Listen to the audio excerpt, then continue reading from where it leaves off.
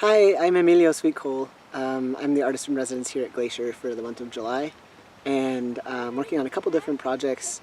One is a flipbook animation of a great blue heron using drawings from a bunch of different participants, all visitors.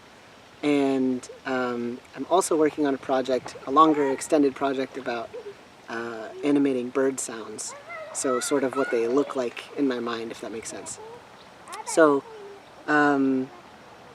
I started getting into birds when I was really little.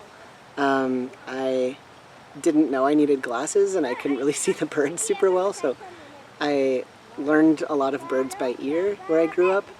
And when I was older, I got into animation and I was really inspired by music and sound in general. And when I started developing the concept of what I was going to do in a national park residency, I started applying years ago, like maybe 2018, maybe 2017. And when I started developing that idea, I figured I should apply what I've been doing, which is called visual music, essentially. So composing animation the way you'd compose music with like layers and textures instead of a story necessarily. I decided maybe I could apply that to bird sounds because I like birds and I like bird sounds. So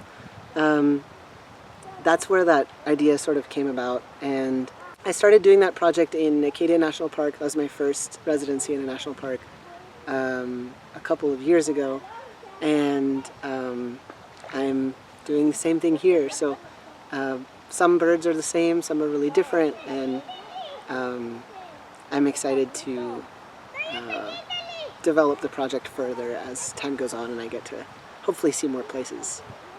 So the process of making an animation of bird sounds starts with getting the recording of the bird sounds. I've used other people's recordings in the past, but I wanted to make sure I was understanding what a normal visitor to Glacier might hear, and not just sort of hearing the coolest bird recordings and using those. So I spent a lot of time hiking and recording birds on hikes. And I would go out and do a bunch of recording, and then I'd come home and process it, which is basically like take notes on the quality of the sound recording, what bird it was, and then draw out a little bit of what the bird's sound looks like to me, if that makes sense. So I'll show you that. One example in my notebook. So this was the first recording I got in the park of a red-eyed vireo, and it was a pretty good recording. It was 28 seconds long. It was clear and it was by itself. And since their song is pretty variable, this is what the whole 28 seconds looked like to me. It's kind of like musical notation, if that makes sense. Like this is the first one, the second one, third one. So they were all in sequence, and I ended up actually animating that. Most of these I didn't end up animating yet, but here's some attempts at a Swainson's thrush, like what the beginning of the song looks like to me, and then the end. It has sort of two parts, so I was like trying to figure out what the first part could look like and the second part. I got a pretty decent recording of 3 different birds kind of all together. A white-throated sparrow, so like, you know, these 2 first long notes, and then the different notes at the end, and then the like sort of chips of the cedar waxwing, what those different ones sounded like to me. And yeah, I noted here, like, I was hearing Swainson's thrushes everywhere, so I have to prioritize animating that. It's also really beautiful, so I'll talk about Swainson's a little more. The Swainson's thrush I heard all throughout the park, and it's really beautiful. I think it's probably my favorite song in Glacier. And because I heard it everywhere, I was like, I want to prioritize that, but my like normal sketching was like not generating, it wasn't working basically, so I ended up trying to think about like what other stuff I could use. I thought about using the topographical maps. I thought about using drawings of the landscape itself and like kind of animating light sort of moving up the sides of a mountain or something like that. But I spent so much time here by the water, right by the cabin where I'm staying, and I was just watching the water a lot and listening to the Swainson's thrush in the trees behind the cabin, and it's like I think it kind of sounds like the way that water moves to me, so I ended up focusing on that instead of these like sort of little sketches, at least for the Swainson's thrush. So this is some of the slow motion footage of the water that I took right out here outside of the cabin. And I was watching it and listening to the Swainson's thrush and thinking, like, what of these little movements sound like it? So I found this one. I like this one a lot. Right here you can kind of see the way that this just little piece of shadow moves. So I brought it in to here, and I just like edited it so it's bigger basically, and edited it to the sound. So this is the clip from Merlin. This is the recording. This is called a spectrogram, and this is sort of like a, you know, visualization of like pitch over time, so you can see it. But I'm visualizing it a little bit differently, so I used these two clips of the water. Brought those into Photoshop and I drew them basically. So frame by frame, I went in and said, okay, this piece looks like this. You can kind of see without the video what it looks like.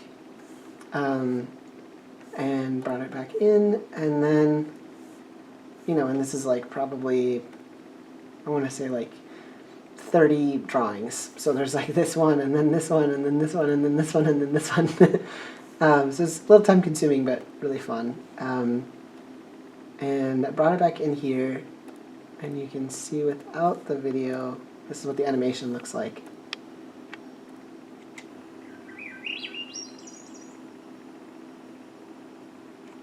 And then there's more animations, so there's this one. Oh. So there's this one. And this one as well. Because the calls are a little different. They sound a little bit different every time, so they just have a different... and they couldn't all be the same, basically. So that's how I got to the Swainson's thrush animation. This is a clip that I got in 2 Medicine of these 3 birds all going kind of at the same time.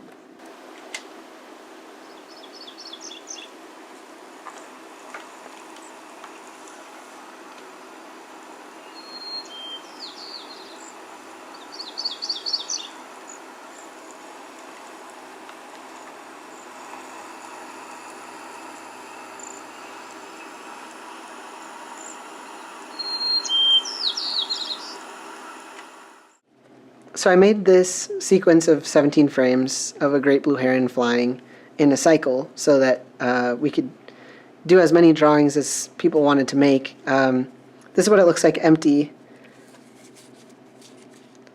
And this is what it looks like with people's drawings on it.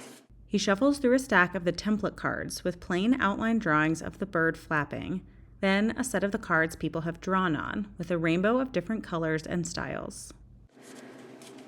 I love this one. This one's one of my favorites.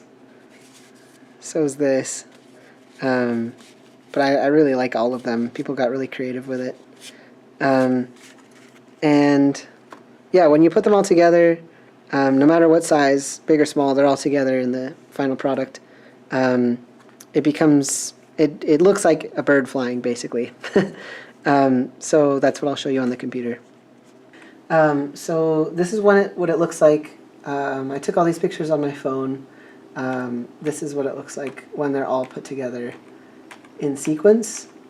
And when you play them together, it looks like it's flying.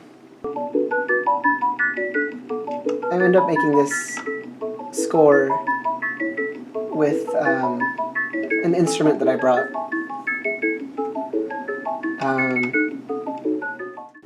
This is just me playing this instrument.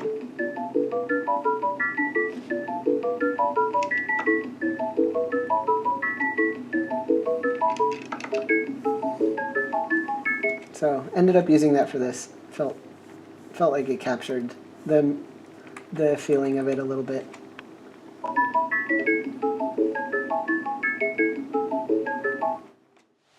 I'm really grateful for the time I've had here. This is my second to last day, and I'm feeling a little sore about it. I'm really grateful to the volunteer office for